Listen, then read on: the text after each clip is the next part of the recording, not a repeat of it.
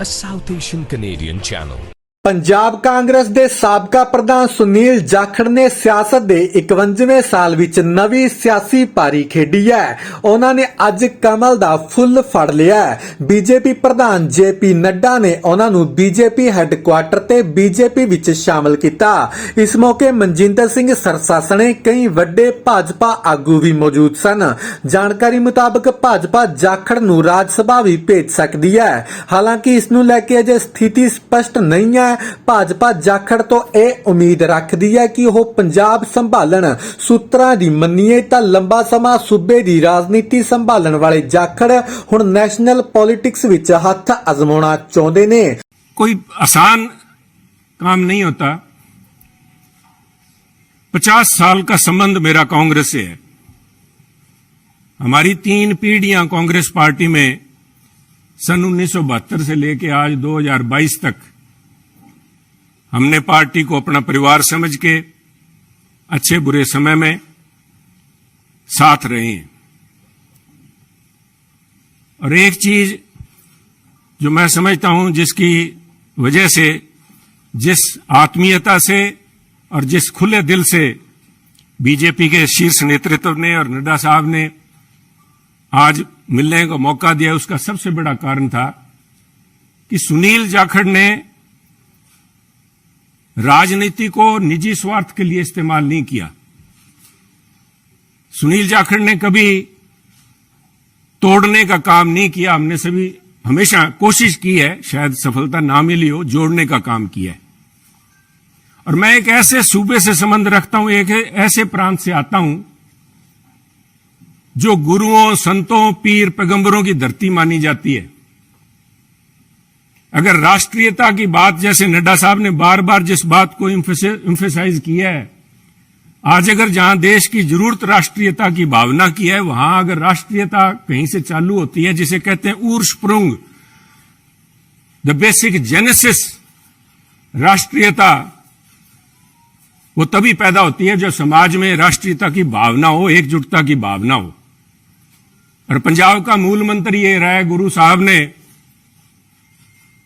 गुरु नानक देव जी ने सर्व साझीवालता की बात कब की थी? आज भी उस पर पहरा देने के लिए पंजाबी उसी तरह तत्पर खड़े हैं।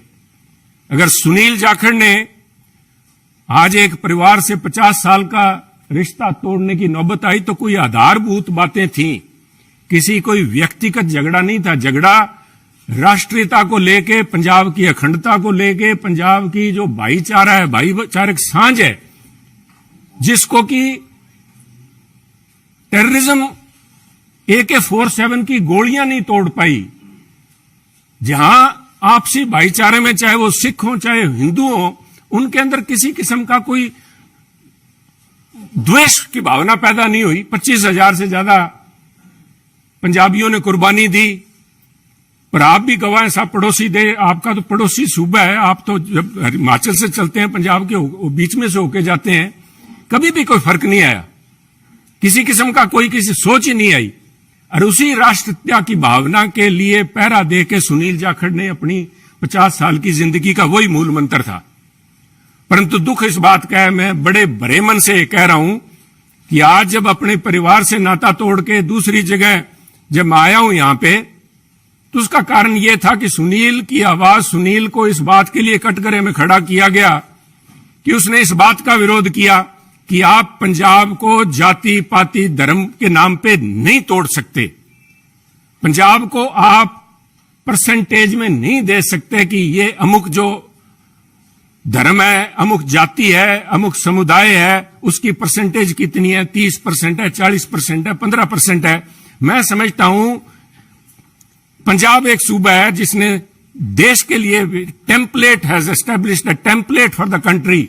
Every single citizen has the same right as anybody else. सबको बराबरी का, there is no second class citizen in Punjab.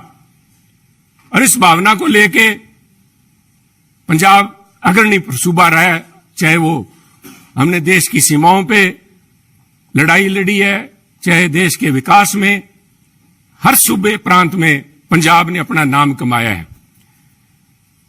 कुछ लोग बात करेंगे क्योंकि हुआ क्या, कोई एक व्यक्ति की बात नहीं है कि एक व्यक्ति ने बोल दिया और संबंध टूट गया। वो कहना कच्ची यारी है नहीं साहब, इस तरह नहीं टूटा करती। ये कोई शीशा नहीं है जो 50 साल का संबंध है। कहते हैं कोई शीशा नहीं है कि पहले हम इंसान हैं, हमने रिश्तों को निभाया है असूलों की तरह, पर जब असूल ही टूट जाएं, जब हम अपने सिद्धांत से हट जाएं, अपनी आइडियोलॉजी से हट जाएं, तो मैं समझता हूं this is a right time to have a rethink. उसको सारा सोचना पड़ता है कि हम जा किस तरफ रहे हैं, आज किस तरफ बढ़े जा रहे हैं। तो उसको लेके मैं समझता हूं कि यह निर्णय लिया गया। और क्यों निर्णय लिया गया? बीजेपी के पास मैं क्यों बीजेपी के आपके यहां आज मंच पे बैठा हूं। सब तरह तरह की अटकलें लगाई जा रही थी सुनील को लेके, कयास लगाए जा रहे थे, क्यों बड़ा स्वाभाविक था। जिस दिन से नड्डा साहब आपने देखा कि मैंने गुड बाय बोला, मेरी तरफ से तो गुड बाय 11 तारीख को, जिस दिन मैंने देख लिया कि आवाज के ऊपर पाबंदी लगाने के लिए नोटिस जारी किए जा रहे हैं, तो आवाज नहीं रोकी जा सकती। सुनील को आप पद से हटा सकते हो, किसी से दूर कर सकते हो, सुनील की आवाज गिरवी नहीं रखी जा सकती। आवाज राष्ट्रीयता के लिए उठेगी। परंतु क्या कारण बने ना साहब, मैं आज कुछ बातें आपसे शेयर, आपके पास अगर मुझे पता है आपको जयपुर भी जाना है, पर 2 मिनट में लूंगा आपके कीमती समय के। पार्लियामेंट के अलावा मुझे 1.5 साल पार्लियामेंट में काम करने का मौका मिला सरसा जी, पर उसके बाद पार्लियामेंट से बाहर मेरी मुलाकात हुई माननीय प्रधानमंत्री से जब वो पंजाब आए। करतारपुर कॉरिडोर एक बहुत लंबे समय की मांग, बलूनी जी, जो सारे सिख समुदाय की नहीं पूरे पंजाबियों की, जो भी व्यक्ति पंजाब से प्रवेश जी जुड़ा हुआ सबका था कि हमें करतारपुर साहब जाके हमें अपनी बात श्रद्धा नमन करने का, उसकी संभाल का, उस हमारे गुरु घर का हमें को मौका मिले। उस समय यह सौभाग्य था कि मुझे वहां पे प्रधानमंत्री जी के पास बैठ के गुरु का लंगर छकने का मौका मिला, उनसे बात करने का मौका मिला, उनकी भावनाएं समझी। वो तो एक मुलाकात थी, एक मुलाकात से 50 साल के संबंध नहीं टूटते।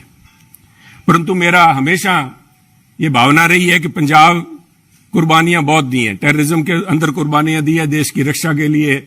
जब भी मौका पड़ा है, चाहे जब से धाड़वी पंजाब आने लगे हैं, चाहे उसके बाद पाकिस्तान हो, चाहे चाइना हो, हर पंजाबियों ने कुर्बानियां दी हैं। और उस कुर्बानियों को चलते मेरे एक मानना था हमेशा ही कि भी मौका लगा तो प्रयास करेंगे कि पंजाब को एक स्पेशल स्टेट का स्टेटस दिया जाए। नड्डा साहब, कागजों में तो अभी फॉर्मली नहीं दिया गया, कॉन्स्टिट्यूशनली तो नहीं दिया गया, बहुत सी मजबूरियां, सरकारों की वक्त की मजबूरियां होती हैं। परंतु मेरा मानना है कि व्यवहारिक तौर पे माननीय प्रधानमंत्री ने पंजाब को स्पेशल स्टेटस दे दिया।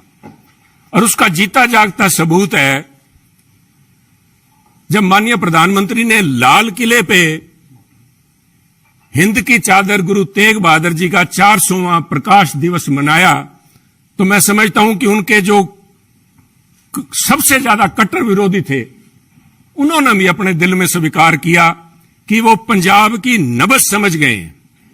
पंजाब की जो भावना है कि पंजाबी मिलजुल के मानस की जात सब एक को पहचानबे, कहां कश्मीर के पंडितों को लेके चाहे आज तक संघर्ष चल रहा है, कब गुरु साहब ने यहां पे इन मुगलों के पास आके अपनी कुर्बानी दी थी।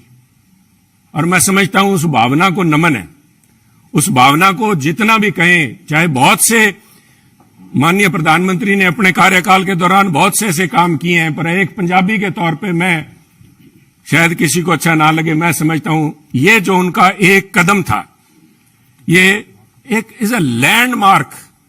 इसने अपने आप लोगों की भावनाएं, लोगों की आज भावनाएं उनके साथ जुड़ी। और मैं समझता हूं कि आज मेरा यह सौभाग्य है कि पंजाबी होने के नाते और गुरु साहब की उस धरती से आते हुए, जैसे गुरु नानक देव जी के बारे में अल्लामा इकबाल ने कहा था कि फिर उठी सदा आखिरी एक तौहीद की पंजाब से, मर्दे कामिल ने जगाया हिंद को फिर ख्वाब से। आज मैं समझता हूं फिर वही भावना पंजाब से लेके यहां पे उस भावना, उस अलग की, उस ज्योति की एक, उसको लेके मैं आज बीजेपी में आया हूं। और मैं समझता हूं कि आप लोगों के सहयोग, आपके मार्गदर्शन, माननीय प्रधानमंत्री अमित शाह जी के मार्गदर्शन में अगर मैं रत्ती भर भी देश में और पंजाब के लिए उस अखंडता को कायम रखने में कामयाब होता हूं तो मेरा जीवन सार्थक मैं मानूंगा। आपका बहुत बहुत धन्यवाद। A South Asian Canadian channel.